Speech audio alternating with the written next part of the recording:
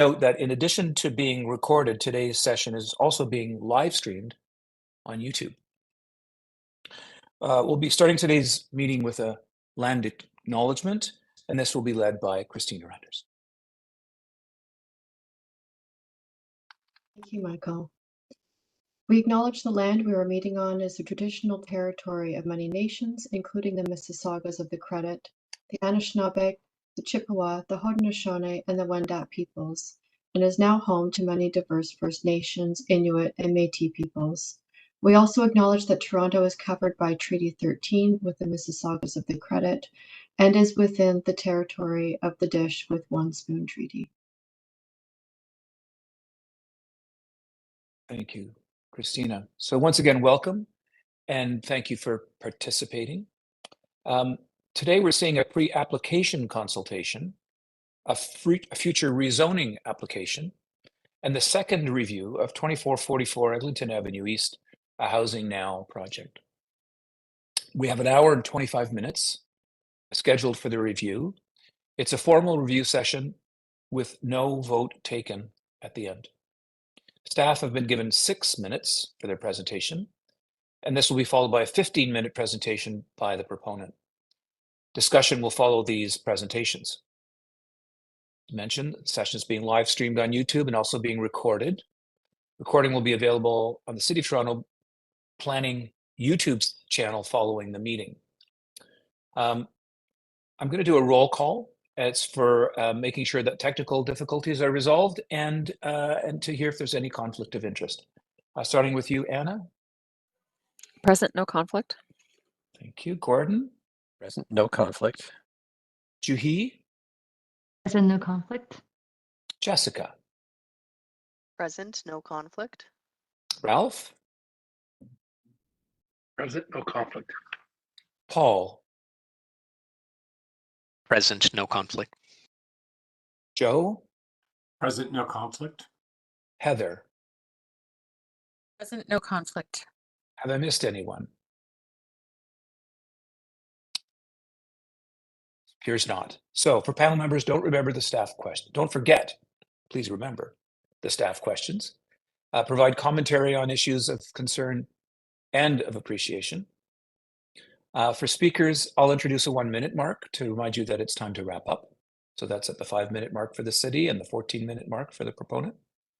And finally, we can begin with the staff presentation.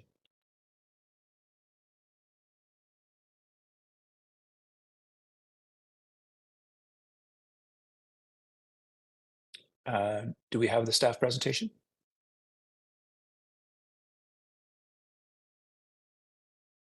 Here we go. Good afternoon. My name is Marina Hofschild. I'm an urban design planner in Scarborough District, and today I'm here with community planner Kwasi Kankam, who is in charge of this project. My manager, Shui Pei, is also present today. Next slide, please. This particular application is for the future development on the site, which will be developed under the Housing Now initiative, which was launched in 2018 and is facilitating delivery of affordable housing on city-owned land. Next slide, please. If you remember, the reference concept was brought for your review back in March of 2021, and the recommendations of this panel, together with the staff recommendations, formed in a review of the design memo that would lead that stated objectives for the future development, for the future application on the site. In this year, in the end of last year, this site was offered to the market for a developer, and the selection of the developer was completed by Criteo. Next slide, please.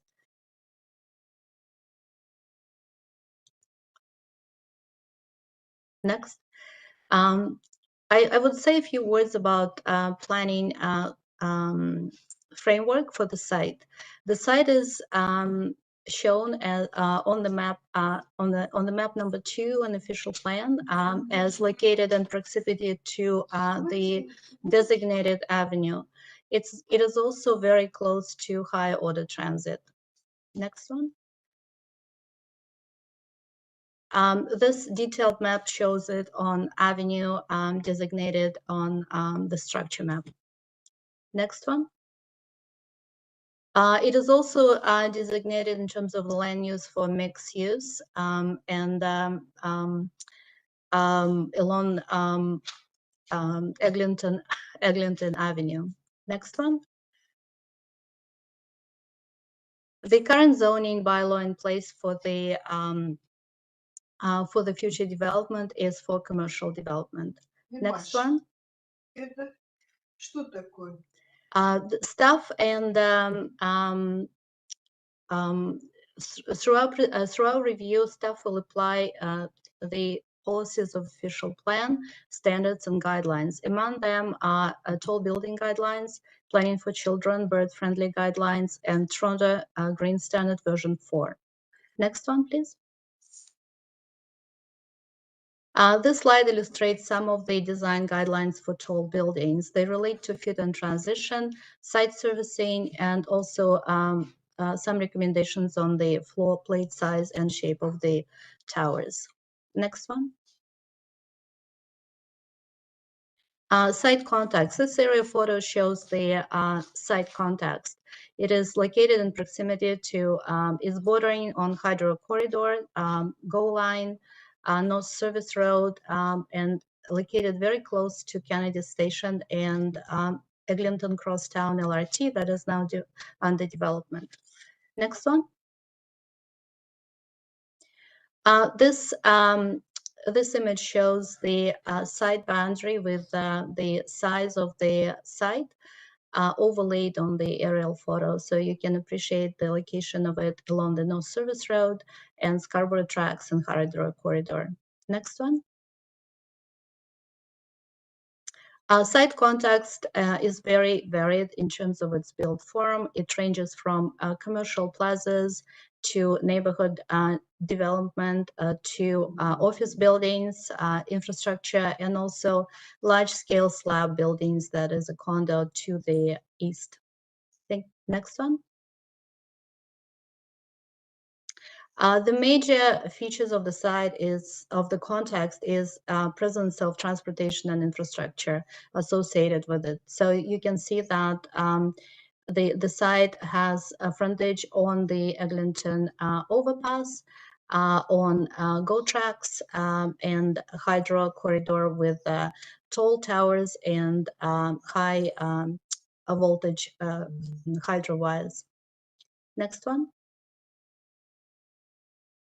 There are also a range of open spaces that range from mid-block connections to Hydro Corridor pathways, multi-use pathways, and some other spaces along public streets and in the transit hub. Next one. Currently, the site is used as a surface parking lot. There is almost no vegetation exists on the site. Next one. This slide represents some of the views taken in winter time. Next one. The project overview. This slide compares the proposal to the approved concept plan for this particular site, which was reviewed in 2021.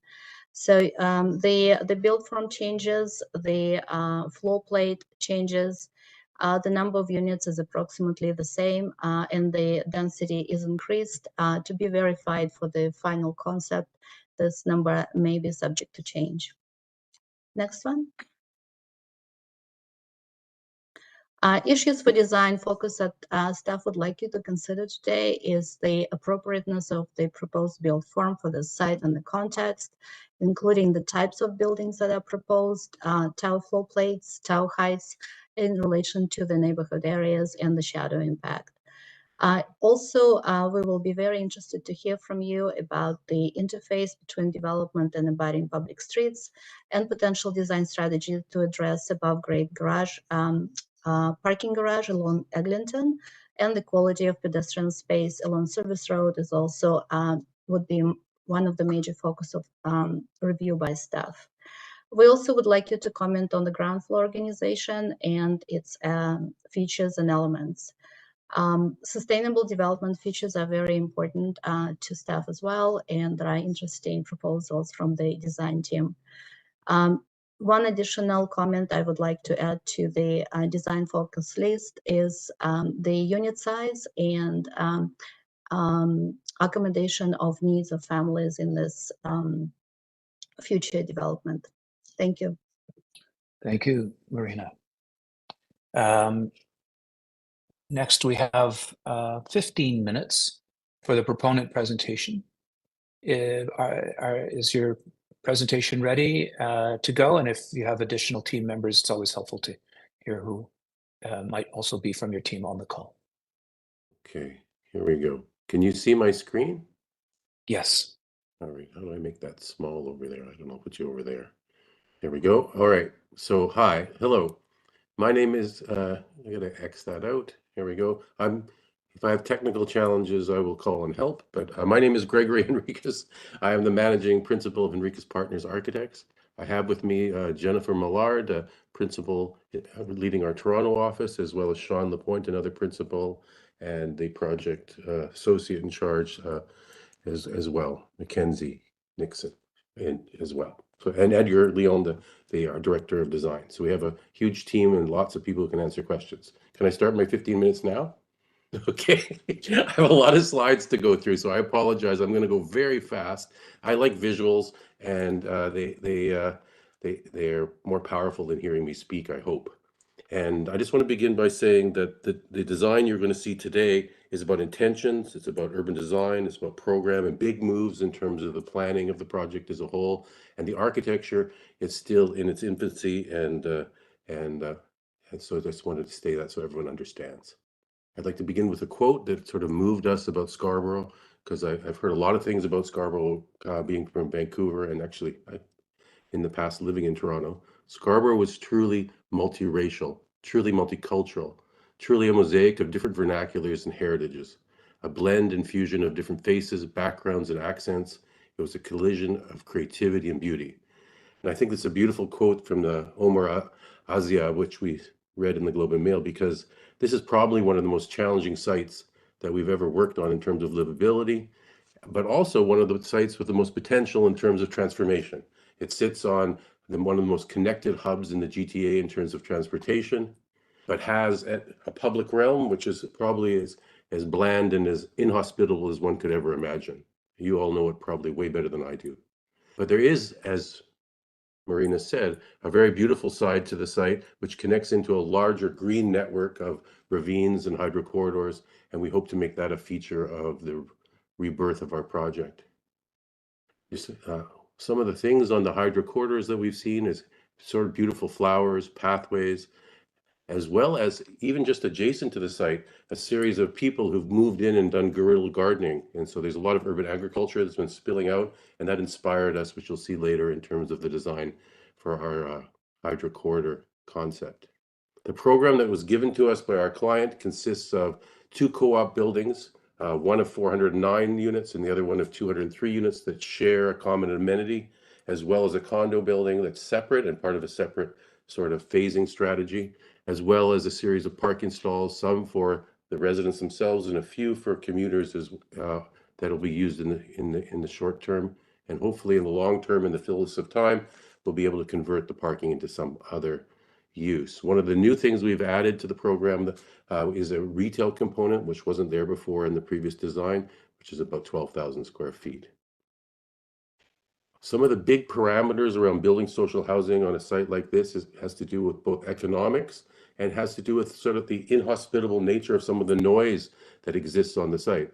And so there's 2 big moves that we've made that allow us to make it work financially, as well as, I think, create a more meaningful and livable environment for the people in the building. The two big moves have to do with above grade parking, which is above a retail podium below, as well as eliminating the balconies on the building due to the noise and actually some of the significant thermal bridging issues in terms of sustainability and cost. So together, these two moves allow the project to move forward in a really meaningful way. There's also lots of positive things about doing the parking above grade, given that the site is contaminated and we don't have to disturb the soil, and also that we'll be doing a geo exchange on the site and be able to move straight into that as well. Sustainability issues. Our client is probably one of the most enlightened clients we've ever worked for and have asked us to work with their One Living Planet framework, which I'll talk a little bit more in a minute. We will surpass the Toronto Green Standards version 4 Tier 2, and the project is targeting a net zero carbon operating system using a geo exchange system on the site. We've done a workshop already and started moving forward with some of the big ideas on what we want to do.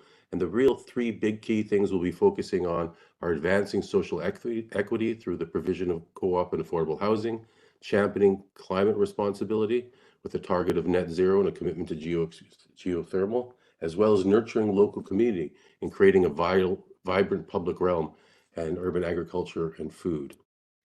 And one of the interesting things about this One Planet Living framework, for those who aren't familiar with this, it deals with more comprehensive series of issues than the Toronto Green Standards, but they have a lot in common. They both want to reduce building emissions, water quality and efficiency, biodiversity, and waste. We will be exceeding them with a low window to wall ratio and a lean parking strategy and a stormwater retention on site, as well as community gardens. And as I said before, the geo exchange. This is the existing current site with the proposed 35-story tower you can see to the west. We've done a bunch of analysis of a bunch of the three different urban planning frameworks that have been done for the site as a whole. This is done by Metrolinx in 2013, this one by Creatio in 2014, and this one by Smart Density Pro Bono Study. And they all have a series of sort of aspirations about connecting back street access to the site, connection to the hydro corridor, and things that weren't addressed by the previous scheme that you saw back by a previous architect. So the current proposal really is an attempt to deal with what we learned from the urban design framework and looking at it. And the big move has to do with creating an urban interface with the TTC bus terminal down at the bottom of the scheme. You can see the retail that faces towards it, as well as creating a second front door, a natural interface to the hydro corridor, and create as much in a street, or what we call really a throughway through the site, which would allow this access through for both cars and pedestrians to occur. Here you can see a three-dimensional sort of axonometric showing the programming interface between the urban interface with the bus station, you can see in the top right-hand corner, and a new redevelopment proposal in the fullness of time, we're hoping, that connects under the Eglinton underpass through into our space between our two parts of our proposal, and then the hydro corridor on the back end. The red is retail, the orange is a CRU, which could be anything from a restaurant to a daycare. The community space is something we'll give back to the community, as well as a series of lobbies that will all integrate into the public realm. In terms of massing comparisons to the previous design had the tall tower face on the corner where we have our core building number 2. We lowered that one down for a bunch of reasons, to have a more sensitive relationship to Rainbow Village and also address the TTB bus station with the more intimate scale. And also, as you can see here, our taller tower is on the hydro corridor, and the big move that this allows us to do is create a front door to the hydro corridor as well. And also, as you can see here, increase the daylight in the middle of the day of the site by having a lower tower adjacent to Rainbow Village to the east and facing the hydro TTT station. Project inspiration. Here's an early sketch I did, which has to do with this idea of the hydro corridor spilling up onto the roof of a podium that has both the parking and the retail in it, and the building sitting on top. And some of the images that sort of inspired us have to do with other earthwork buildings that we're going to try and draw inspiration from, this one in Korea, as well as the idea of creating a tectonic expression, which just is in infancy, that captures the sun, like a honeycomb metaphor or a sunflower metaphor for the building, which we're working on, as well as really bringing in vibrant food and retail into the base of the building to make sure that it's something that has a relationship to the Toronto TTC station. It isn't something that's just an isolated retail residential compound. Urban design concept. Here you can see our proposal dropped into the framework for the future that has been imagined by the pre-TO. Our smaller 20-story building has a nice relationship, we hope, to the Rainbow Village to the east, and the tallest building being the co-op building at 43 floors sits on the hydro corridor, and the 34 stories is the condo tower to the west. Here you can see looking back towards the hydro corridor, and we have the connection through from the neighborhood coming into the hydro corridor that wraps around, creating a front door at the back of our site as well, connecting back into the neighborhood. Here's a more literal diagram showing the connections on the underpass as well into the neighborhood and up through the hydro corridor. Here's a three-dimensional sort of axonometric. Here's a little sketch we did sort of articulating our idea in 3 dimensions. So landscape concept. So we have CCA, Claude Cormier's old practice, which is still up and running and doing wonderful work. And the big idea that they've taken up is to deal with sort of this interface between the hydro corridor and the TTC Plaza, which is on the other side, both of them in transition. We've had a wonderful meeting already this morning with Hydro One, and they're very excited about the idea of us proposing the community gardens for the hydro corridor, and we'll work with the city and TTC to work on the plaza development as well. But here you can see sort of the dichotomy between the two sides. From an urban design perspective, you have the natural hydro corridor and the more busy, bustling TTC Plaza infrastructure on the left. In terms of more detailed sort of landscape concepts that are just in genesis, you can see the 6 is at the bottom here. The orange is the TTC Plaza. 5 is the hydro corridor with the community gardens. Number 2 is the streetscape that we'll develop as well with trees and landscaping. And then the proposal at the moment is to do some sort of green planting around the edge of the building to soften the interface with the parking above. To save money, we want to leave the parking open, but we also want to make sure that there's a beautiful development of a facade as well, and something that brings greenery into a landscape that has a lot of hard surfaces. Here you can see the view from above again. We're also proposing some sort of possible greenhouse down at the end that could be used in the winter for growing things as well. Here's some of the precedents of the Danish outdoor rooms in Copenhagen that we think could be fabulous little interventions into the hydro corridor, as well as the underpass sort of activity, which we're hoping to stimulate with our development to make it a real lively place where people want to inhabit rather than just what it is today. Project massing, this is a little bit more detail in terms of the buildings. The condo tower is 34 stories, like we said, sits on 2 levels of parking with the retail below. The co-op side has 3 levels of parking, and the amenity levels are on the green elevated landscape on the podiums with the 20-story and the 43-story tower. The total number of units sits at 612 co-op and 306 condominiums. Here you can see a little bit more detail about the ground floor plan. We have the CRU, you come into the retail, the loading comes into the site and the parking comes in one side, and there's bridges that connect across on the second side. So this is the first level of parking above the retail with a bridge across, second level of parking with the bridge across. The third level has parking only on the co-op side, while it's the fourth and the amenity on the residential condominium. And above that is the amenity level for the 2 co-op towers. The residential floor plates of the co-ops are, here we can go here, are 8,000 meters squared for the 2 towers and the condo tower and the condo co-op. We have more of a mid-rise sort of 18-story building for the co-op number 2 with a larger floor plate of about 1,065 square meters. Tower separations are 27 meters between the 2 co-op buildings and 22 meters across the condo side.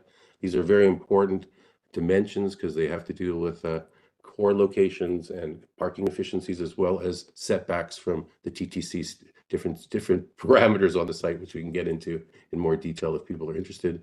And the optimization of the efficiency of the floor plates being a little larger than what is typically done because of the finances involved in the project.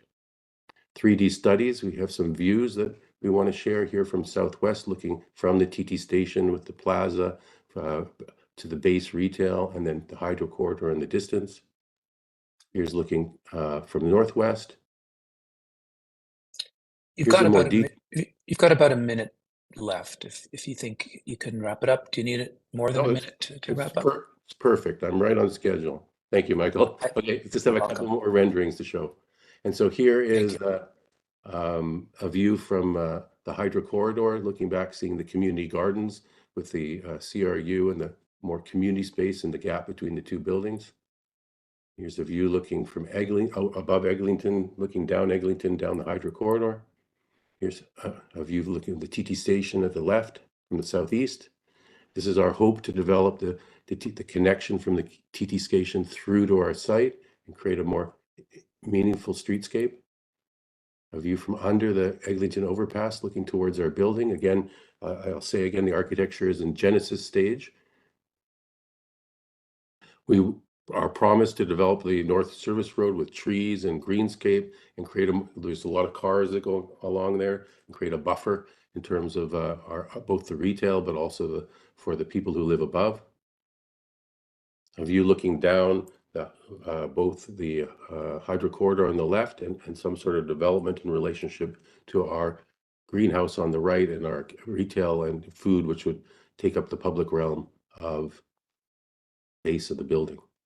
A final view is looking from the hydro corridor, from looking back towards our site, and you can see the possible retail or daycare location spilling out onto the hydro corridor, as well as lobbies and other amenity spaces and community spaces as well, and the parking buried within an earthwork that folds up and with the buildings hover above with amenity spaces on the upper level. And that ends my presentation, Michael. Thank you very much. Panel, we have an unusual situation that we've given an extra amount of time for questions of clarification. So this is a moment when we have an opportunity to ask of the city questions of clarification about jurisdiction, and of the proponent about design and tenant fulfillment. So I'm going to look for your virtual hand, and based on the virtual hands, I will ask them in sequence. So at the moment, I'm only seeing Heather and Joe, but give me just a second so I can see more of you. There we go. Right. So we'll start with you, Heather, and then to Joe, and then to Paul, and then we've got multiple. Heather, Joe, Paul, Jessica, and Ralph. Please go ahead, Heather. Thank you. Thanks. I have a bunch of questions. Thanks very much for the presentation. I'm just wondering, the co-op and the condo, they're the uses and I guess spaces are completely separate. That's a question. I believe they are. I mean, I think the development would be, considered a family, and certainly the gardens and everything, the hydro corridor use, that would all kind of bring it together. But really, the 2 things are fairly separate. That's the first question. Just making sure I understand that correctly. They're separate in the sense that physically, in the sense that they need to be done by phases, possibly phased even as well. The co-op is going ahead first, and the condo building when the market allows. And Okay. so by necessity, part of our design brief was to keep them physically separate. In terms of the operation and the community that we're creating, the idea is to create a holistic, inclusive community where there'll be community activities that everybody can be involved in. We'll have community space at grade that will be both for everyone who lives there. And so the idea is that this is not segregated space. It's really just the reality of what we have to do to make it financially work. Okay, perfect. Thank you. And then the above grade parking, I'm just wondering about the floor to floor distances and whether or not the team has discussed potential future uses and converting that in a day where we don't need so much car parking. Just sure. wondering if it's been future proofed at all with respect to some of those heights. We're going to look Yeah. at them, and we have been thinking Okay. about it. I've been looking at greenhouses, a whole bunch of different things, and trying to Okay. think about what to do. Again, this is in early stages, but we are committed to making sure that in the future this is still more meaningful. Okay, great. And then in this final image that you have here, to what degree will these roofs be accessible? Are they accessible maybe on surfaces that are just flat, and then everything maybe on an angle is not accessible, or? We haven't got there yet, but Okay. that would seem to make a lot of sense given Okay. given Yeah. accessibility guidelines. There may be places that we could terrace down and do little ramps to little viewing things. We've done a number of schemes like this before on with sloped landscapes, and we're able to sometimes get ramps down to little viewing outlooks and stuff. But the detailed landscape or the landscape concept you see here is really very early stages, and Okay. it's something that we're going to work on very hard. Okay, great. And then on page 94, just looking down on the kind of looks like 2 levels that connect either side of the parking. I'm assuming that you envision that bridge connection is mostly for cars. Just wondering if there's ever an occasion for people to use that, I guess, when they've parked on, a side that's not adjacent to where they live. And then wondering if, again, it may be early days, but you're showing a very green edge to the above grade parking. I'm just wondering what that detail would be. Would it be a raised planter? Just wondering what initial thoughts you've given to that. Okay, I'll go backwards because I remember I'm old and I remember the last question first. Okay, so yes to the planters. That's the idea. It'll be a built up planter of some sort or something that we've done some with prefabricated ones that we put on after as well. So that is the idea, to do a green edge to both conceal and enhance the edge of the parkade.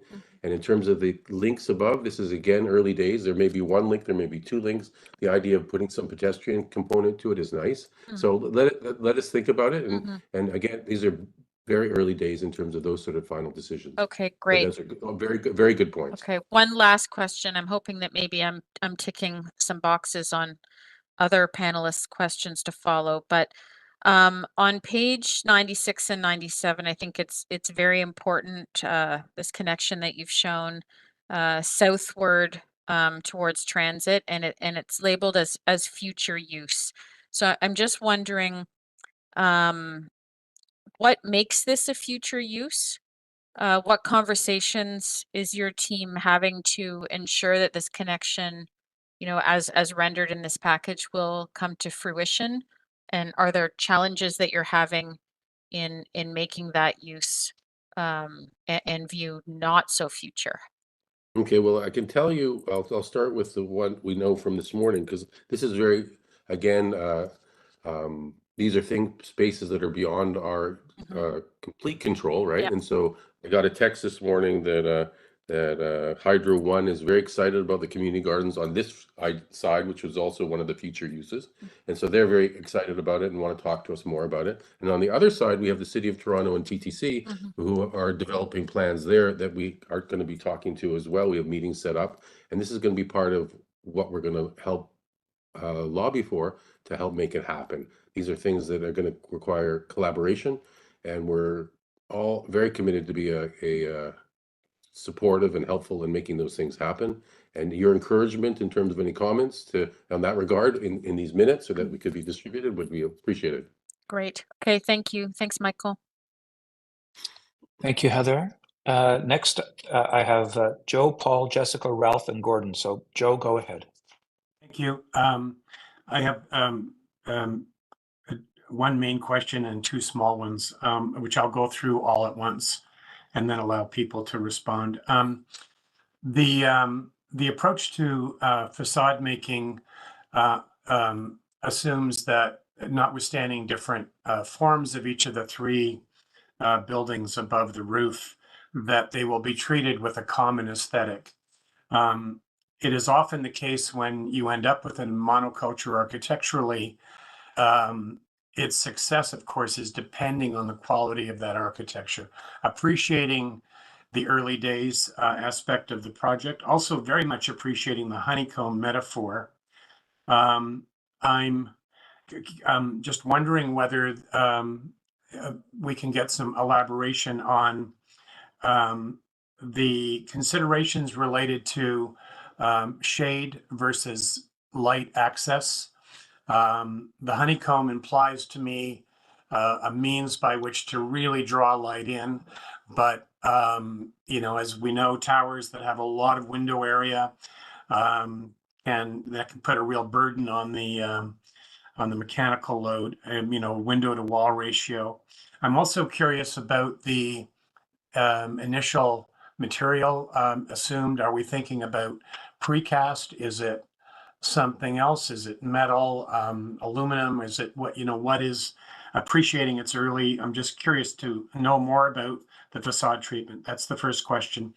Second question briefly is on one diagram, it's labeled Site 4. It's the triangular space at the west end, which occurs to me to have real opportunity given the density proposed. And I guess just wanting to understand more. I think I heard about a greenhouse, but I'm just curious about the thinking for that space. Might it become a pop space in some way? A final fairly minor question is on the interface with the hydro corridor. The co-op end of things seems to have a kind of stepped up, I'll call it a berm-like detail, which limits direct view from the ground floor of that community space into the hydro corridor. And I'm just curious to know more about what that idea specifically is about and why that kind of berm-like condition is being suggested. Thank you. Okay, I'll deal with them one at a time, and I'll start backwards with the berm because again, I'm going to do it backwards because it helps me.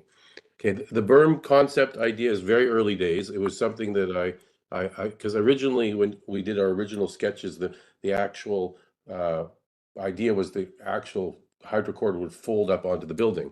And then I realized that you actually have spaces there that are going to need light, right? And then so we cut the pathway through and we put the cath, and then I wanted metaphorically to have this relationship to feeling the earth going up. And so we created the berm, and then we thought maybe some seating. And again, these are very, very early days.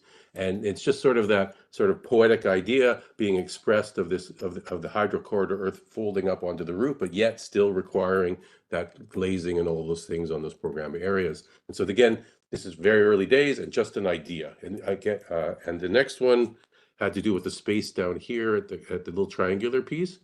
I have to admit that this is something that we haven't given as much thought as we probably could have at this point. The idea here came from our landscape architect, who really loved the idea of the community gardens going out into the hydro corridor, but said there's winter a large percentage of the year, and maybe if there's some way we could have some greenhouses that would be able to use all year round, that could be part of it. It's also a very noisy back street there that they're going to have, like, forget how many hundreds of buses an hour coming through there. It's not exactly the place for like a little plaza for people to hang out as much as we'd like to believe it to be.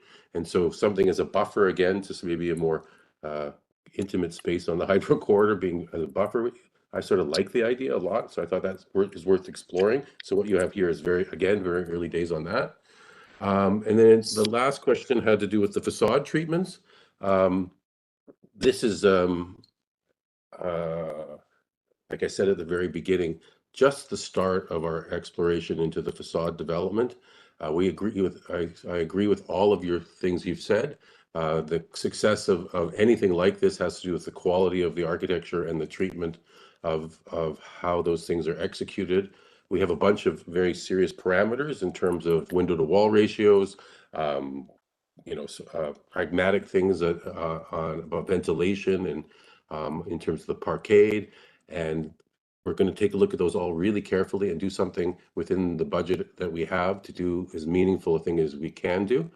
And I'm just going to have to ask you to trust us that we're going to work on it really hard and come back to you when we do our SBA with a more detailed analysis of all those things and worked out. Whether the honeycomb is precast, which we have a lot of experience now with Mirvish Village and another project we're working on as well, or something else, will be a matter of cost and constructability. I do like your precast community in Toronto. I think it's really successful. I like it a lot. So I hope that's helpful, Joe, in answering your questions. Thank you. Thank you. Paul, you're next. Yeah, I think Joe and Heather have hit on the gist of my questions, but I think just maybe for an abundance of clarity, the community gardens in the hydro corridor and then the plaza under the overpass, those are both outside the property, I guess. Is there a commitment from Windmill, Creatio, whoever, to do the landscape work that we're seeing here and in the transit plaza, or is it simply a commitment to work with whomever those landowners are to lobby for, to advocate for? I just want to understand sort of what are we really reviewing and what are we hoping for? I guess we're here today at the very beginning stages of the project. This is early days, and we're here to propose ideas which are being presented this morning to Hydro One, like before this meeting, right? And their response is very positive, and will be next week proposed to TTC in the city on the other side. And it's the beginning of a collaboration, which we hope will stimulate both the success of the public realm all around this and the neighboring community. So we're all in to be team players to help make that happen. How that takes shape as we go forward will be an evolution, and your support in that would be helpful. Sound like a politician, but I'm doing my best to be truthful. Does that work for you, Paul? I think I understand where we're going. Yes. Okay, thank you. Okay. We're really on the edge of the time for the questions of clarification, but let's continue. Jessica, Ralph, and Gordon. Jessica, please. Thanks, Michael. Mine have been answered. Ah, very, very good. Ralph, next. I have three quick questions. Most of the other ones have been answered. The retail, just a little bit, clearly there's a food concept with regards to retail. So there might be some thinking there to kind of help expand the retail description. And then there's a CRU, I believe, on the hydro corridor, the furthest east. If somebody can kind of maybe kind of just give me a sense of what that might be. The community space, there was a section that said community center, and now there's a community space that's quite modest. Somebody could explain that. And then a little bit about tower size and tower separation. Why the tower sizes and why that separation? Okay, I'm going to go backwards again because it's helpful. The tower sizes are a function of trying to get the program that we've been given and the unit sizes by the co-op and our client to work within height limits that work with elevating and the location of cores on the site. We worked really hard to optimize those to make them as economically efficient as possible to build. They're square, as you can see, and this configuration, which is slightly larger than the 750, or did the 800 for the two towers, really makes a difference in the pro forma, because that's what essentially what we're looking at here is a pro forma that's been sort of articulated in 3D. And in terms of the separations, we have some challenging setbacks in terms of the TTC rail line, and in terms of in terms of trying to make the parking work on two sides independently as two phases to get them as efficient as possible. Little triangular site, which makes it really hard as well. And so we obviously would love to get the a separation as big as possible, but this is the best we've been able to do given all the parameters we have. We did make one decision to make the co-op number, the one building lower than the other one, which I think is a really good urban design move in our opinion, and both because of the scale in relationship to the Rainbow Village, but also in relationship to the TTC Plaza. It's not a big thing hovering over top of it, and it does need to be a little bigger and a little closer, but we're comfortable that we can sell the condos with that separation, and the co-op people are happy with the separation, and it gets our core exactly in the right place in relationship to the parking and the triangular site. And so it's just sort of a balancing act between all those things. The retail question, yes, that was inspired by all the little strip malls around Scarborough that have all these wonderful little ethnic retail components, diverse multicultural retail that are struggling to survive. We're thinking that possibly one of the ideas could be to do a sort of like a market type thing with a whole bunch of smaller kiosks of different types of food within it, which could be quite exciting for people who both live in the building, but also for people at the TT station to come across and get food on their way commuting home or whatever. It could be great. The CRU that you see over here facing the park here has been reserved for something like a daycare, but we can't commit to something like a daycare because the finances involved in something like a daycare. But we'd love to do something like a daycare. The community space is something that we have yet to be developed and flushed out. It's a placeholder at the moment. It's a commitment that was made in the proposal by our developer and the co-op to create TO as part of their proposal, and that size has been sort of part and parcel of our program from the very beginning. So we're hoping to work on that ground floor programming all together in unison to come back to you with something that is cohesive and meaningful in the fullness of time, but it's again in Genesis stage. Just I forgot one quick question. Can you just describe, I think you might have already answered this, parking below grade? Why not parking below grade? Okay, there's a bunch of reasons. One is cost. It's about $24 million more. Number two is it's a contaminated site, which we'd have to take up all this soil and then put it somewhere else instead of encapsulating it. Three, we're doing geo-exchange, so we can just drill right down. I've done a lot of geo-exchange, much cheaper than trying to start excavating all the contaminated stuff and doing it. Four, by doing the above grade parking, we get the residences, the first level of residence above the overpass, well above, and all the community space well above the Eglinton overpass. And so we create more livability, we create better economics, we create much better sustainability, and we have something that we can convert to some other use in the future, while something below grade is hard to do. And so it's a win-win-win for our site, we believe, from an urban design perspective, from a livability perspective, from a cost perspective, and a performance and approval perspective. And I've never said that, but it's the first time I've ever said that in 35 years. Okay. Yeah. So I'm not making it up. Thank you very much. Thanks, Ralph. And last but not least, Gordon. All my questions have been answered. Thank you. Okay, very good, Gordon. Panel members, now comes time for the panel commentary, for which we have about 40 minutes. There are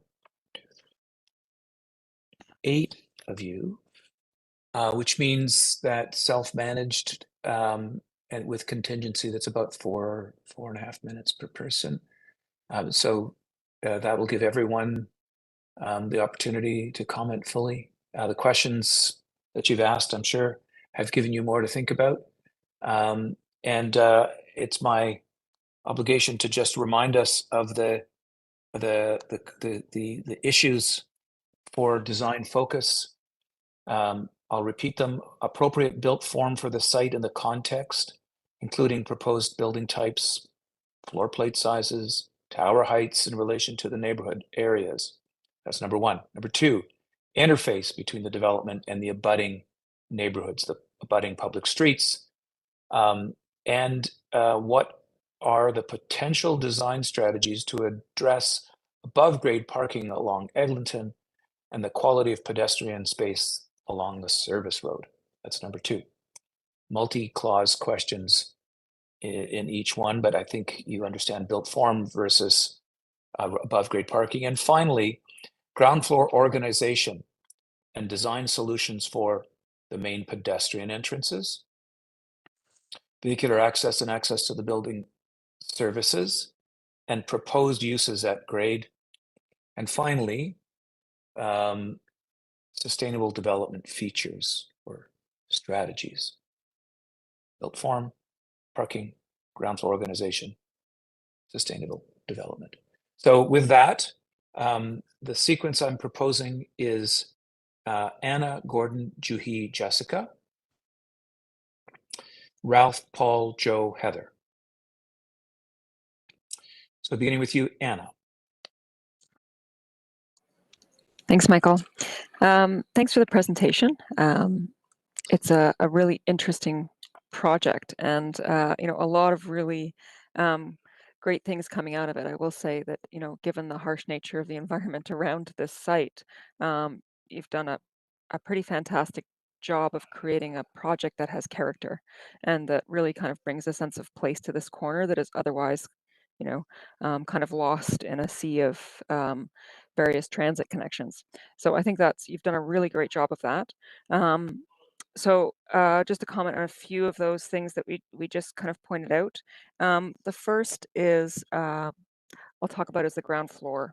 So the ground floor, a few things that would be good to look at for the retail. I think looking at retail in terms of the context of the neighborhood, the plan. I think there's a lot of development coming in that area. What is the retail going to be like in the bottom of all those new buildings that are coming adjacent? The scale of the unit size, I understand what you're saying about the smaller unit sizes and having it feel like a market. I think one immediate need in this kind of community will be a big grocery store. So, I think having the ability to free up the ground floor plane for perhaps more retail or larger scale units that can serve larger communities might be of advantage. And a lot of space is given over to loading, and this kind of I think has to do a little bit with the parking garage. So the parking garage you've shifted up. Parking garage typically has a lot of the guts of the building embedded in the ground, right? So big mechanical spaces, electrical rooms, bike parking, storage units, all those things we kind of love to push below grade because we don't like to have them kind of above grade. And I think some of those spaces have disappeared in this, and some have been kind of pushed to at grade level. So if you could take some of those kind of more utilitarian spaces and push them up into the parking structure.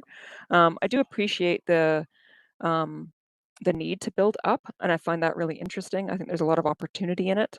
And also, I think an opportunity to remove some of those functions from the ground floor plane to free it up more, so the lobbies can be brought more to the forefront. They do feel a little bit buried at the back of the scheme. And then, sorry, I won't go on too long. Just regarding the parking garage, I think it's actually beautiful. I really do. I don't think anybody as parking above grade parking structures go, I think you've detailed the edges very nicely.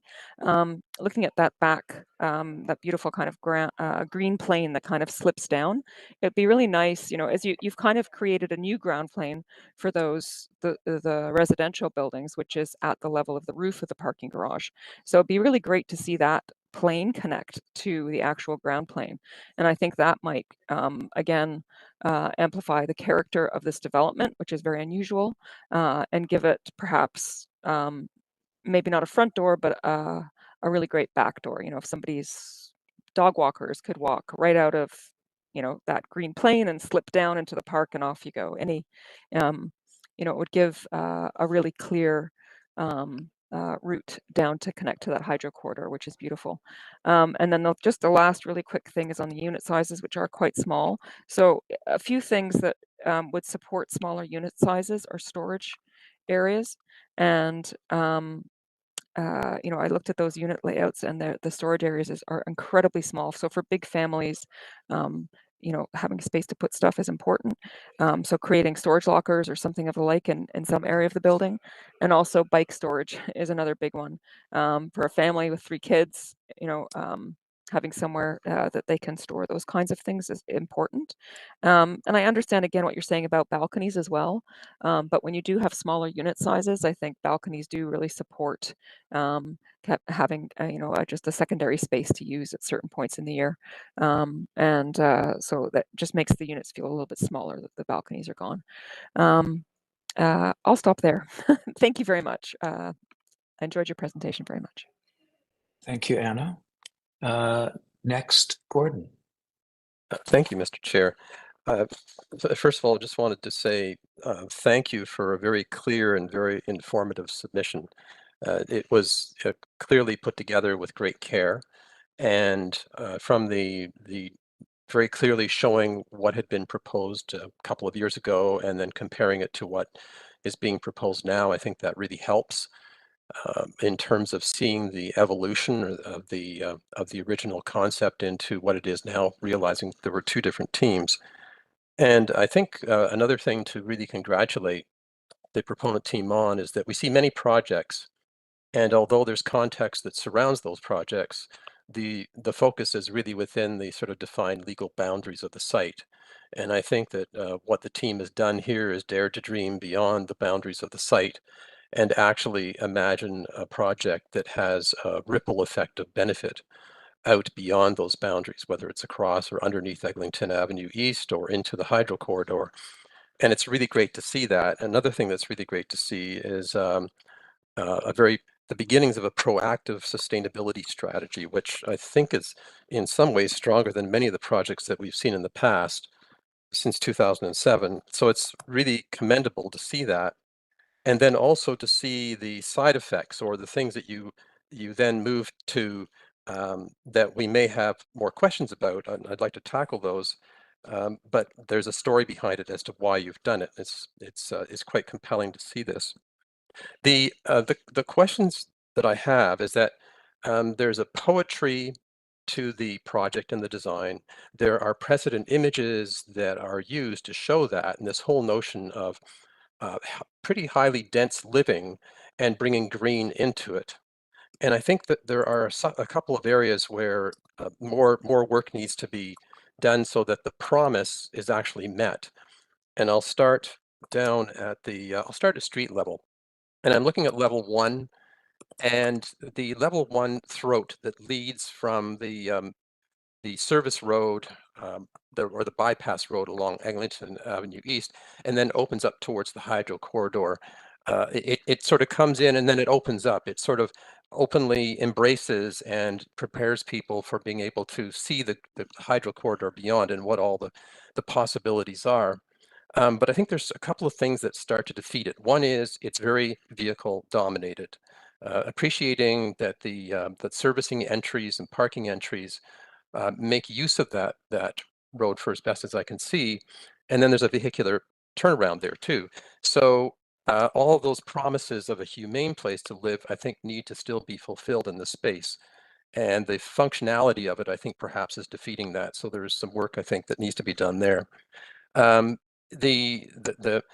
you go up through that podium, the gap between the 2 podia actually gets tighter. And I'm wondering what that feeling is going to be, given everything that you've indicated and all of the excellent thought, very forward-thinking thought that you put into this. I think it seems like that's a very critical area.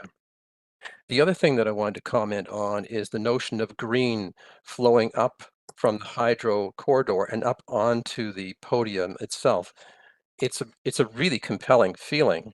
It's something that could make a huge difference relative to the traditional podium or street building and tower. The thing I'm wondering about is how you get it to happen, because the diagrams that you show, it's continuous. It's a contiguity or oneness of the green wrapping down onto the hydro corridor, but in reality, it's broken along the face that is facing the corridor itself. And it feels as if, just as you've mentioned earlier, that there needs to be more of that green that actually allows people to come down from the podium and to actually make their way down to the hydro corridor and the green space, just as you've mentioned in some of the answers to your questions. So I think that's a big one as well, which brings me to the parking lot or the parking garage. And I can understand the solution that you've come up with, but I'm not sure if it works for all three sides. I can see it on the train corridor. I can see it on Eglinton and the overpass, but I have more difficulties with it when it faces the hydro corridor. And I see that that it's almost like what would happen? The question would be, what would happen if that is residential? What would happen if you have your parking, you have your above grade parking, but there's residential veneer along that edge so that all those good things you're inferring can actually be enjoyed. And that, I think, is the one place where I have difficulties with the above grade parking. The other difficulty I have with it is based on the views, it looks like an above grade parking garage. And you've taken such care to give this sense of green, it feels like more work needs to be done. It may be just the renderings, but I think that if it looks like an open air parking garage, and acts like an open air parking garage, then it takes away from the rest of the story that you're trying to build. I think also I was somewhat concerned about some of the, I'll call them creeping intrusions. And I think somebody asked questions about that. The towers, a couple of the towers are a little bit closer than we'd like to see them. The floor plates are a little bit larger than we'd like to see them. And I think those are things that need to be need to be worked on. And I think I've just about covered the things that I have in my mind. I think the last comment I would have, there is a lot that depends, the success of this, the joy of seeing you work beyond your boundaries creates a challenge of working beyond your boundaries. And that is whether all the other parties in the end will come through and the full dream can be considered. Would love to see an alternative to what happens if the hydro corridor doesn't get developed the way you want it. What happens if the space beneath Eglinton Avenue East doesn't happen? Is there anything that you would change to the design? So that's a question that you don't have to answer right now, but I congratulate you on really pushing the boundaries on a typology of development in Toronto that has not perhaps been pushed as much as this one has. Thank you. Thank you, Gordon. Next, Juhi, please. Thank you. It's really great to see this project. I don't know if in the last few weeks, actually, it's been popping up a lot in the media, the largest affordable housing development that the city is leading. And in terms of sustainability performance, it's really great to see the One Planet Living principles and the Toronto Green Zone being really well balanced. And I think they're creating a great synergy for this project. Seeing that the version 4 Tier 2 will be surfaced is really great to see. I think there's a definite hesitancy right now in the residential sector whether the Tier 2 is realistic. So I think it's great that the city and the Creative is showing an example and showing how that will become a reality. And I agree with some of the comments that that's been made so far. I think I was really compelled by the early ideas and the reasoning behind. I think and I know it's really early gestures, and as we're sort of pushing for the project, I really would make sure that the ideas are sort of stand firm and thoroughly experimented. I agree with Gordon's statement of the parking, and I don't have a problem with the parking being above ground. But if it does need to be open, does it really need to be open on all sides? Again, I think the north side of the berm starts to really break down as the openings are made. It's starting to lose that gesture that you had intended to do, and also on the facade side, for example, I think the honeycomb idea is a really, really great starting point. But I start to wonder, what would the rigid pattern do to the units behind? Different unit sizes and layout will actually be done behind this facade. And whether those circles that are meant to bring daylight into the living space as much as possible, will that line up? And then what does that happen when it starts to shift? And again, I'm kind of interested to see, again, you're sort of bringing what the nature is designing, but when we lay that out on the rooms that we need to occupy, does that size start to change, or does that become another organic form that we would bring in? So again, I think maybe going back to why you had chosen certain patterns or gestures, and going back, I think that's probably something that you'll be experiencing in the next stages. Lastly, I think on the timing of the community garden as well. So there was a new pilot by the city for an urban farm under the hydro corridors. Toronto had the Flemington Park area and the Melbourne Urban Park, where there is a garden program right now where the food produced in these corridors are meant to be available for the sale in the community. And I think this is a really great site to push that even forward. Again, some of the retail can that have a relationship to the community garden they're building, build up the program they're thinking, and what are the spaces that's needed to harvest this and to create that space for the residents to be successful. And again, what happens to this gesture when you become an actual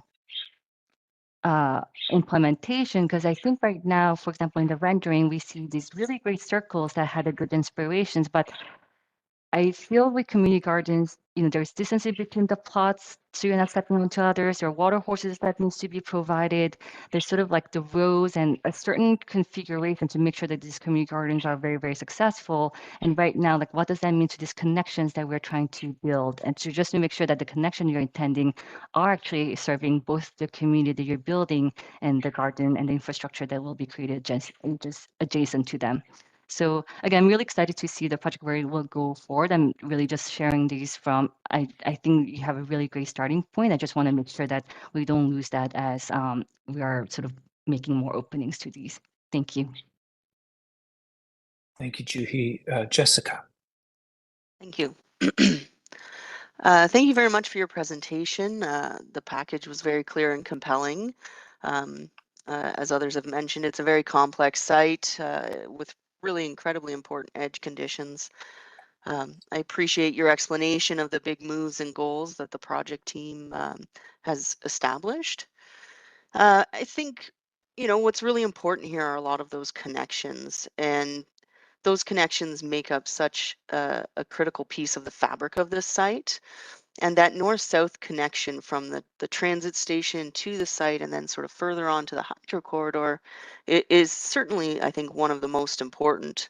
Um, However, there's another important connection that hasn't necessarily been developed as far, and that's really of the sort of route of the pedestrian traveling eastbound along Eglinton, how they will come and enter and cross into the site at that western triangle where there's sort of this greenhouse proposed, and sort of what's that experience of the pedestrian entering from that side, and I know it might seem like a more detailed consideration, but making sure there's enough space to achieve the desired outcome, should be studied at an early stage. You've provided delightful imagery of the landscape flowing up and onto the building, and I think it's been mentioned, um, well, first of all, the solar exposure, because of the triangle nature of the site, will actually probably benefit this growth, which is great. But the reality is that podium is built right on that property line. So, there'll be active uses that break that blanket. And I do support those uses and the adjacencies. However, if the improvements to the corridor are limited or, not fulfilled, then those adjacent programs might not be appropriate or successful. On slide 103 as well, large berm feature that sort of starts to turn its back on the hydro corridor.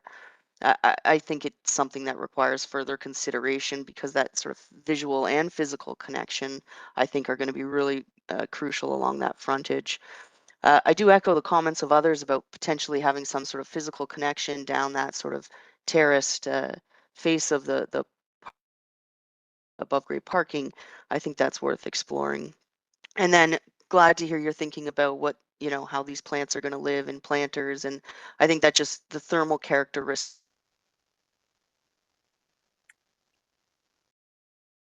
just making sure that that's studied so that plant survival is considered.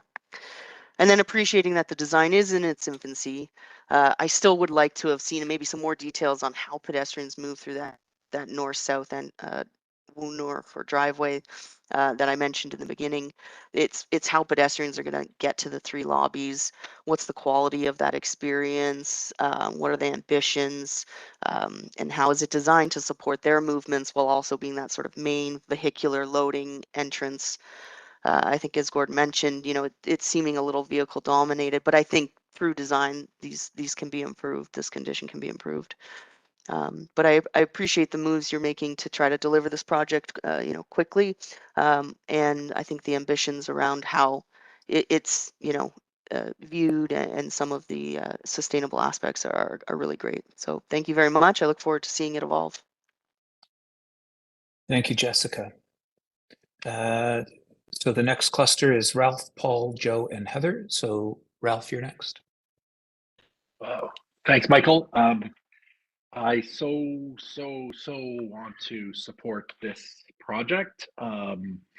It is the most fantastical presentation for an initial discussion I think we've ever received in the 15 odd years that I've been on this panel. So I appreciate the thoroughness. I think you heard from Gordon, and I can only underline that on how thorough it is and how ambitious it is.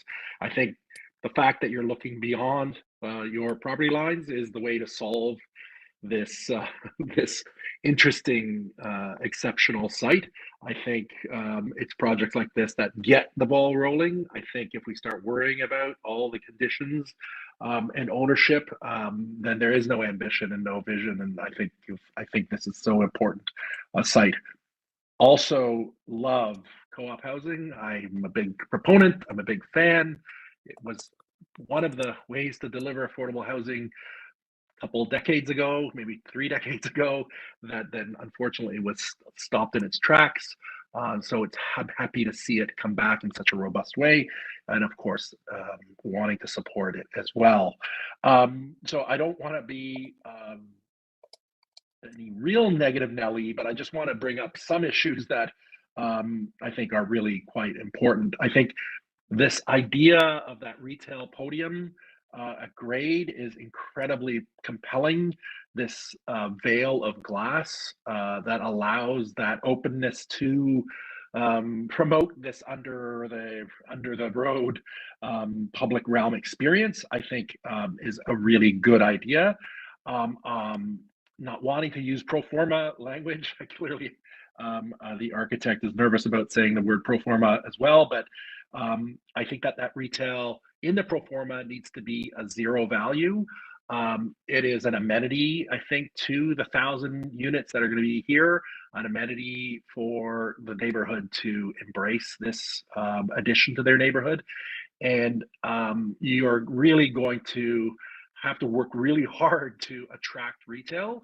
And I think starting with a zero value is the only way I think that you're going to do it. And this just comes from experience of the promise and not delivering. And so I think all those ideas of that retail animation is incredibly important, and I need it to work. I also believe and support the parking notion, the below grade parking being for all the 4 reasons that Gregory mentioned. So I am supporting the above grade parking. I do have concerns about the open parking. Not that I have anything against it, but maybe specific to this site. Just feeling that anybody going over Eglinton will be staring right at an open parking garage, and I don't think that is the perception is reality kind of outcome that we want here. And so I strongly suggest that there might, and I don't believe that greenery will survive. Being an author of above grade parking structure in Don Mills with greenery planters, large developer didn't maintain them, shut them, poured concrete in them, and are not maintained. And if this is a co-op, I worry about the maintenance of those green walls that are so important to the reading of that parking garage, as well as at nighttime that lighting leak towards the Eglinton, I'm going to say datum line. It might be a bit obtrusive and really not delivering, I think, what we want, which is a softer, gentler kind of expression of this new addition to the neighborhood. So I think a physical green idea might be an interesting one. Miami, not to say that it has the different climate, but Miami, not talking about Herzog, but every other above grade parking garage, there are many wonderful opportunities to create some kind of veil that is much more, I'm going to say, solid, that may still work within the budget and deliver something I think is much more compelling, and in physical reality much more acceptable. The architectural representation, I'm going yes. I'm already a fan of this architect's precast in the city, so I'll say keep going with it. Clearly, it's a diagram. It doesn't really work with demising, so I know that it is a provocation, and I look forward to seeing its further development. I love the honey image. Maybe it's shades of buildings. If there's a concern about the same architecture skin on all three, maybe it's buckwheat honey and clover honey or something that could distinguish the three separate volumes. Daycare, yes. I'm probably speaking more to the city here. How can you not, with 1,000 units and co-op housing, not provide an amenity that's so vital right near a station? So that should be daycare. And now the difficult one, and I'm going to just bring this up because being the author of 3 large sites, urban design sites near this site, and still I'm going to say having the wounds of dealing with a formidable city staff on tower size, floor plate size, and tower separation. I just want to warn city staff and apologize to the developer and the architect. I have nothing against 800. Unless 800 becomes the new 750, this will be a problem, I think, for the city, or may become a problem, because clearly these tower sizes, all 3 sites with 3 developers are using the same argument. We need to deliver housing, and 800 is more efficient than 750. The city successfully beating down to deliver 750. This will just open up that Pandora's box. So I just want to make sure, whether it's a pro forma conversation or whatever it is, this will be a precedent. This will be used by every one of my clients, as well as the tower separation at 22. Of course, I understand it is to deliver a truly affordable housing. But again, I'm maybe talking about a planning argument rather than an architectural argument. And so I think that I only want to raise that just because of my recent experience on 3 sites really close to this site. And I think I want to just forewarn everybody that this could have a effect. I have no problem with 800 myself. I just want to make sure that everybody knows what they're getting into with approval. Otherwise, love it. Can't wait to see this develop. Thank you very much. Thanks, Ralph. Paul, which will be followed by Joe and then Heather. Yeah, thank you. And I'll just very quickly echo, everybody's else's sort of positive comments around the kind of ambition, both of the urban design, the scale, sustainable measures, and the commitment to affordable housing here. I'm going to zero in on sort of just kind of listening to, especially Ralph and Jessica more recently, about, I think the challenge here, and this slide really highlights it, is the work we've seen in all of this conversation kind of centers this site because we think the transit is the center. But if you look at this zoomed out scale, this is a kind of mobility hub or a neighborhood of maybe 2 centers or an off center thing. You've got a kind of development, retail, whatever heart on the right at Kennedy, and then you've got the transit heart at this GO corridor, Eglinton underpass. And I think maybe there's a kind of question of perception that's been driving some of the work here, where a lot of the moves sort of posit this site as central, but it's actually peripheral in the neighborhood. And I think if you start to maybe think of it as peripheral, not in a negative way, but it's sort of at the edge of a really great thing, and then tweak some of these elements. So I think some of the connections, Jessica especially talked about the east-west connections. How does people living here get to the retail that's going to be at Kennedy and Eglinton? How do they get to the schools that are north and south on Kennedy? I just did a quick map. There's 7 or 8 schools, and none of them require a walk under the Eglinton Pass. They're all in different directions, right? So that east-west connection on the North Service Road, it seems like a little bit of an afterthought, but that may be a busier route and a busier destination for many of your residents than the underpass under Eglinton, which is the kind of attractive big move to the subway. That may only be the destination for a small number of people.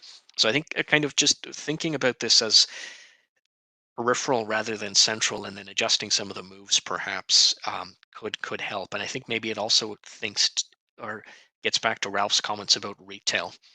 You're going to be competing with a lot of very prominent retail at Kennedy and Eglinton, whereas here, the only reason anybody walking here is the 1,000 people that are at your site, right? Versus the 5,000 or 6,000 people that are passing through Kennedy and Eglinton. So what that kind of suggests to me in response to one of the questions from the urban design staff is maybe we actually want to reduce some of that retail on the North Service Road, push the res lobbies forward onto the North Service Road.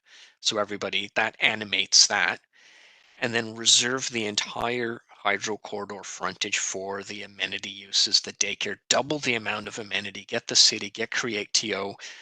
This is where your amenity community services should be, where you can have that pedestrian free, traffic free connection to this beautiful green corridor. It can be local, it can be gardens, it can be daycares, it can be recreational, it can be at a small scale, that's the amenity. And the retail is, this is kind of a wonderful place for community, and it's maybe a second or third rate place for retail. So maybe we commit to this being the backyard for not only the 1,000 units, but the neighborhood as a whole. So then that brings us to maybe the big moves. I just having, so I'm going to do the having been the author bit now, and having been the author of the Meadoway project just to the north here, where we worked with Hydro One and the various utilities, I'm incredibly aware and probably have PTSD about those negotiations and what's possible.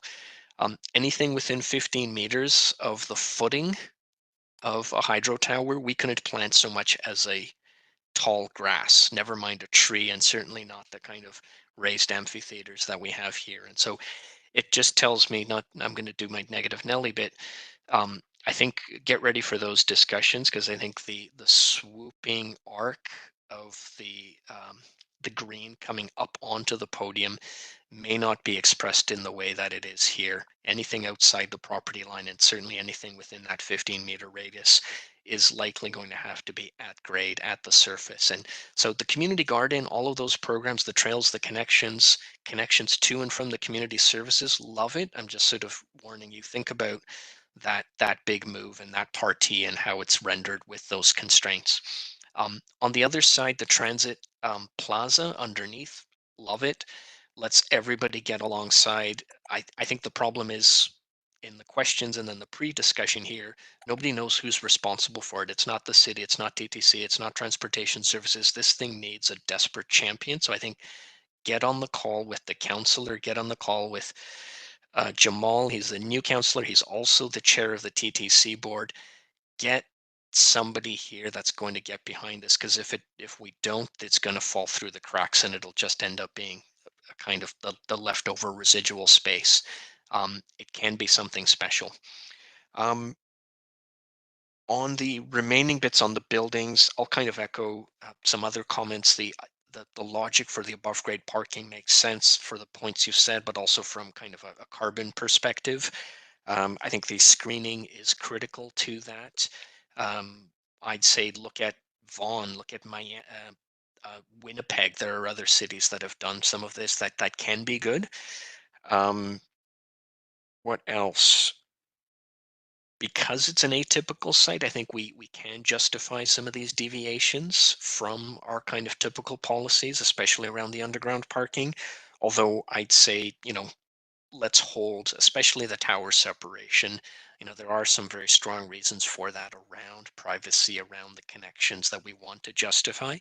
And then I think maybe this is a little bit of direction for city staff that if we are looking to budge on those things, I think the priority should be that solar access. And so some of these diagrams that showed how this arrangement prioritizes sunlight on those community gardens compared to what it was previously or what other options could do is maybe a path forward to justifying or rationalizing some minor deviations from some of those standards. And I think I'll stop with that because I think we've got others. But thank you again for an ambitious and a sort of joyful proposal. That was really fun to participate in. Thanks, Paul. Joe, then Heather. Thank you, Mr. Chair.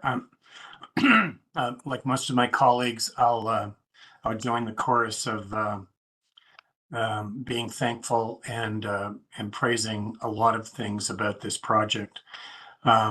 It's the package we received was comprehensive, beautiful, and very helpful. And I think that the development concept is intelligent, it's thoughtful, and a marked improvement over what we saw a year or two ago from Create TO, substantially better. Like others have said, and I won't dwell on this, the accomplishment on a co-op housing alone, 600 plus units, is remarkable, long time in coming, and absolutely worthy of great support. It's a very challenging site. I, first of all, want to commend the urban design adjustments that the proponent has made here with the lower form towards the neighbor to the east and the Eglinton overpass. So the rearrangement of the urban design concept, I think, is substantially better than previously proposed. I think the above grade parking, as many others have said, and I think as the architect has suggested, is very logical here for all the reasons cited. And I would urge city staff to get behind the idea of above grade parking here. And others have commented on its evolution of treatment and aesthetic. Lots of good comments, including from Ralph, most particularly. I think the concern I would have in what I'd call a typical development about a monoculture approach to architecture, I think I would put aside, given the ambition and quality of the team put together here. And I support the idea. When I come back to the topic of affordability and co-op housing and large amounts of it being delivered quickly, I also strongly agree on the idea of eliminating balconies. That also, by the way, reduces or improves the slenderness of the towers. And so with respect to a slightly larger footprint and the delivery of this much affordable housing in a co-op form, I think that's a very appropriate compromise and trade-off. That the absence of balconies will mean that these towers won't feel like a typical 750 square meter condo with balconies continuously around the perimeter. In fact, I'm guessing this will feel, in fact, more slender. I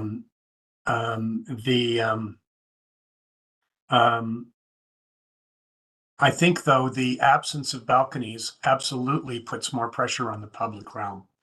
And one of the very strong points about the concept in front of us, appreciating it's a concept, just picking up on Paul's commentary, it presents a very strong public realm concept going north-south, and as Paul has suggested, maybe with more consideration east-west.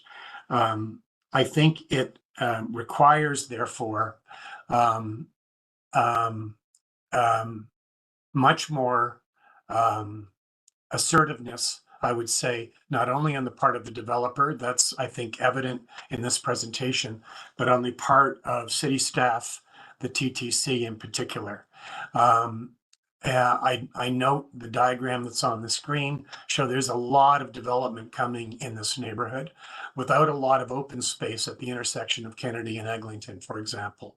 And so I'm assuming there's going to be some community funding available, but I think the city really needs to step up and not simply be passive in this exercise, which appears to be the case at the moment, and not simply kind of make demands of this developer alone, but of the developers in total of the entire area, and take a leadership role. I love the idea of the councillor perhaps organizing a group to really shepherd kind of public realm strategy that's so critical for the amount of people coming here.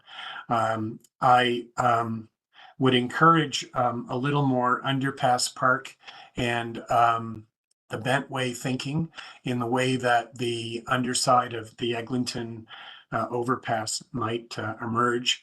And I would imagine that the TTC Kennedy Station to the south will likely be more dense than currently illustrated based on studies from 10 years ago. And I would say the sooner the better that the TTC and the city can come together on imagining that site in a realistic way and really pulling this together, the better, the sooner that happens. I love the food theme. I think the food theme in a multicultural community like this is so important. The multicultural aspect of food, appreciating Paul's warnings and comments about working with Hydro One and all of that. Regardless, the combination of those that little triangular piece, I hadn't quite understood what was suggested, and I appreciate there hasn't been a lot of thought there yet. But the idea of all year round food delivery um, and allowing people to grow food in this neighborhood is so powerful. The Benny Farm precedent that is in this package, I'm very familiar with. I think the Benny Farm project is incredibly inspirational. And I really love that image. One point I would make about the Benny Farm precedent is that it's not simply the growing of food in the middle of Benny Farm, but it's the sharing of food. If you go to Benny Farm and experience it, community events happen in the midst of those community gardens. There's amenity for community gathering as part of the food growing. So it's not just separate community gardens like in a lot of European setups where everybody's kind of on their own with their little hut or whatever, or their little enclave, but there's actually a kind of shared experience and shared amenity that allows people to share meals, celebrations, all of those things. It's a wonderful complement to the extent of co-op housing proposed, and I think that would be really beautifully received by the community. I, back to the city staff questions, strongly encourage them to get behind the above grade parking and work with this proponent to just make it as beautiful as it can be. Love the initial indications, but appreciate the comments of others about potential considerations going forward. In looking at the unit sizes, one thing I'll note is that all the beds at the moment are drawn at the exact same size. A 3-bedroom family unit, I would assume, is likely to have different bed sizes. And that may, I appreciate that the units are at the smaller end of things. I think that's a reality of today's situation. I think this collective team and the developer is well positioned to deliver this quickly and deliver a lot of it. And I think that having reduced unit sizes means we get more units. And I think, generally speaking, I really thought the unit layouts were quite thoughtful. Where it comes down, Anna said it right off the bat. Is there some additional storage space somewhere in this plan that would help mitigate the modest amounts of storage, and then real thoughtfulness about bed sizes in the smaller bedrooms and how that would work. The parking ratio at a half a car per unit or something like that, and the consideration of long-term transformation of that, I think is already underway, and support all of that. So really look forward to its evolution. Thank you very much for bringing this forward. Thank you, Joe. And finally, Heather. Thank you very much for the presentation. I'll start off by saying I have a lot of support for the redeployment of the density and the revision to the massing that we're seeing in this iteration. So I think that's great for a lot of the reasons you've heard with respect to sunlight and also the kind of pairing of volumes with the Rainbow Village development across the way. I really love the landscape ideas you've heard from others. To be able to have something structured and you know, formalizing a use under and within the hydro corridor, I think is actually kind of a pitch perfect solution. So lots of support for that. I really have appreciation for the strong parti of this project noted on page 68. So the kind of green idea from Claude Cormier's office, interlacing with that kind of red energy coming in from the TTC, and this project really inviting and celebrating the mixture of both of those uses coming together, I think is great. I have actually a lot of appreciation for how the ground floor of this project is planned. There is no back to this project. It's a project that is, you know, viewed and interacted with in the round. So I like the lobbies for each of the towers being at the heart of the development, and note that the retail at the edges actually fits very well with the retail that is located at the Rainbow Village project, which right now feels, I think, kind of like an orphan within this community. So I think this project will actually kind of bring that existing development in to feel like more of a community rather than, to repeat myself, a kind of orphaned project. With respect to the above grade parking, yes, I also support the above grade parking. I think it would be great, kind of Gordon's comments about incorporating a kind of veneer of potentially residential use overlooking the hydro corridor might be something to consider.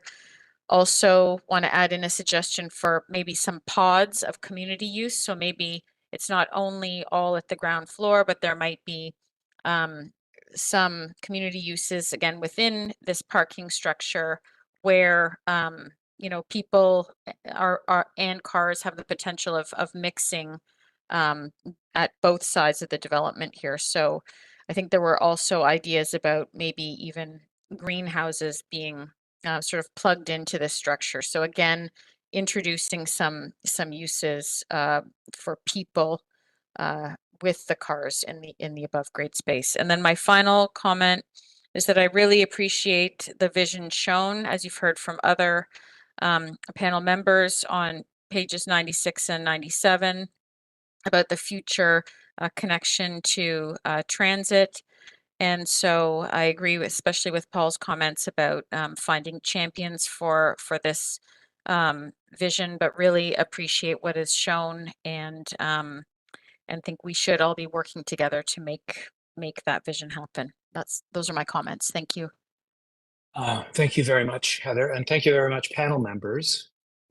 I think it's always the case when we have projects that are delivered with this kind of completeness and with a compelling vision, that the comments that come from panel are thoughtful, but they enrich the way that you might have seen it. I might have seen it on my first reading. So really great to see that. I have an opportunity to provide some summary, chair summary. As you know, the panel comments have been recorded by Leanne in the City of Toronto. The meeting is recorded fully and will be available on YouTube. So these comments are really meant to be in supplement to that. Clear, you've heard it from the panel. This time, Toronto, no more urgent issue than promoting affordable housing. Affordable housing with mixed occupancy, affordable housing with co-op, and producing high efficiency, low emissions buildings. And this project does that, but it goes further. It goes beyond, it has a vision that goes beyond the boundaries of the site and proposes an inclusive and rich vision for a place, not just a development site. And for that, all members of the panel, I think, were supportive.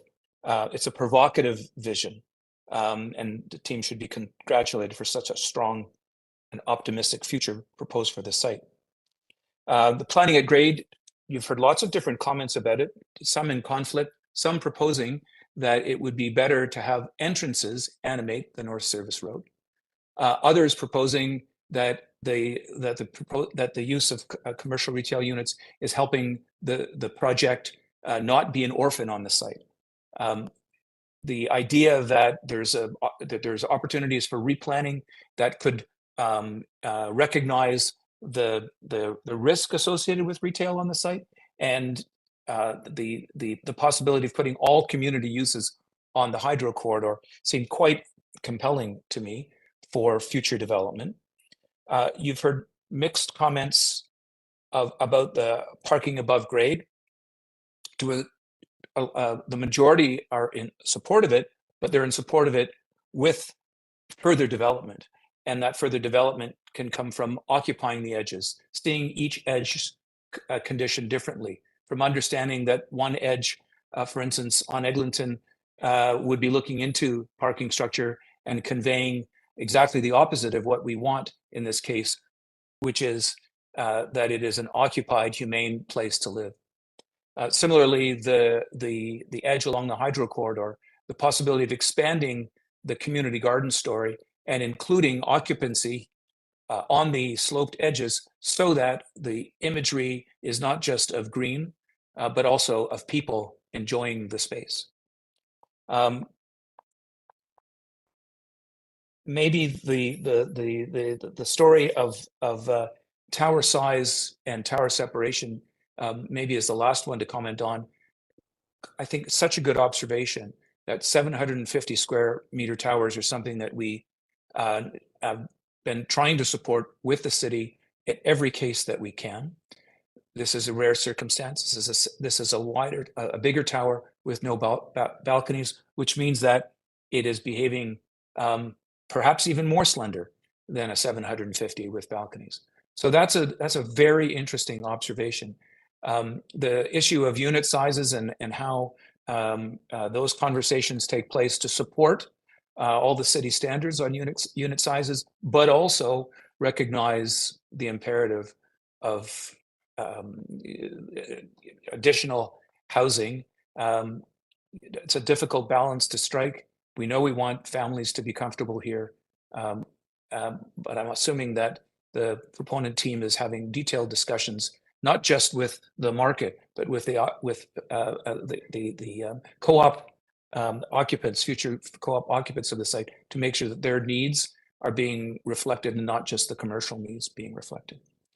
So with that, I would say the review is complete. There is no vote. You've provided us a very, very compelling scheme. And I think, as one of the members said, that there's a poetry to the imagery and to the optimism that is in the design, and it provides optimism about these sites and the development of these kinds of sites. So we look forward to this continuing, recognizing the panel comments, and we look forward to seeing it again soon. Thank you very much, everyone. Thank you. Can I say something, or I'm not allowed? We used to have a section where we allowed more of this. Suffice to say that your presentation has done excellent work in communicating the poetry and dream you have for the site. Well, thank you. I just wanted to say thank you to all the panel members. A lot of thoughtful comments, and we'll take them all back and endeavor to make it as good as we can. Thank you so much. Thank you. Thanks, everyone. And